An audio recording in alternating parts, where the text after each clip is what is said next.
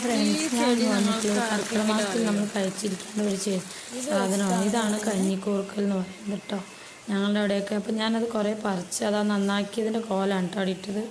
എന്നിട്ട് ഇതിനെ നമ്മൾ അതിൻ്റെ ആ തണ്ട് മാത്രം കളഞ്ഞിട്ട് ഇതിനെ എടുത്തിട്ട് കഴുകി 2-3 പ്രാവശ്യമൊക്കെ നല്ലപോലെ കഴുകി എടുത്തിട്ട് ഒരു ചട്ടിയിൽ കുറച്ച് ചുവന്നുള്ളിയും കുറച്ച് ഉപ്പും പച്ചമുളകും ഇട്ടിട്ട് നന്നായിട്ടൊന്ന് തിളച്ച ശേഷം ഈ കഞ്ഞിക്കൂർക്കൻ്റെ ഇല ഞാൻ നന്നായിട്ട് കഴുകുന്നുണ്ട്. എൻ്റെ കയ്യിലാക്കുമ്പോൾ നമുക്കത് ചൊറിയില്ല, പക്ഷെ ചില ആളുകൾക്ക് ഇത് കൈ ചൊറിയും. അപ്പോൾ ഗ്ലൗസ് എന്തെങ്കിലുമൊക്കെ ഇട്ടിട്ട് വേണം ഇതിൻ്റെ തണ്ട് കളയാൻ. അപ്പോൾ ഞാൻ 2-3 പ്രാവശ്യം ഇല അങ്ങോട്ടും ഇങ്ങോട്ടും ഇട്ടിട്ട് കഴുകുന്നുണ്ട്. എനിക്കിതുവരെ ചൊറിച്ചിലൊന്നും ഉണ്ടായില്ല കേട്ടോ. പക്ഷെ കർക്കിടക മാസത്തിൽ നമ്മൾ കഴിയുകയാണെങ്കിൽ കിട്ടുകയാണെങ്കിൽ ഇത് കഴിക്കേണ്ട ഒരു സാധനം. ഈ ഇല പറിക്കുമ്പോൾ കൈ ചൊറിയും കേട്ടോ, നല്ല ശ്രദ്ധിക്കണം. ചൊറിയാതിരിക്കും ഗ്ലൗസ് ഉപയോഗിക്കണം.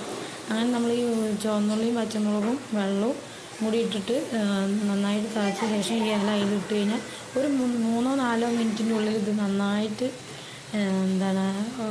നല്ല സോഫ്റ്റായിട്ട് വരും കേട്ടോ. നമുക്ക് കഴിക്കുന്നുണ്ട്, ഇപ്പോൾ തന്നെ ഇലയൊക്കെ നല്ല സോഫ്റ്റായിട്ട് വന്നിട്ടുണ്ട്. നല്ല സ്മൂത്ത് ആവുണ്ടാകും. നമ്മൾ വിചാരിക്കും ഈ ചോറിയണ ഇലയല്ലേ നമ്മൾ കഴിക്കുമ്പോൾ ചോറിയോ വായി അങ്ങനത്തെ ഒരു പ്രശ്നം ഉണ്ടാവില്ല കേട്ടോ. നല്ല സൂപ്പറാണിത്. കറി വെച്ചാലും ഒരു ഇതുമില്ല. കുറച്ച് വെളിച്ചെണ്ണ മാത്രം ഒന്ന് ഒഴിച്ച് കൊടുത്തു കഴിഞ്ഞാൽ സൂപ്പറാണ്. നിങ്ങളിത് മസ്റ്റ് ട്രൈ ചെയ്യണം കേട്ടോ. Thank you.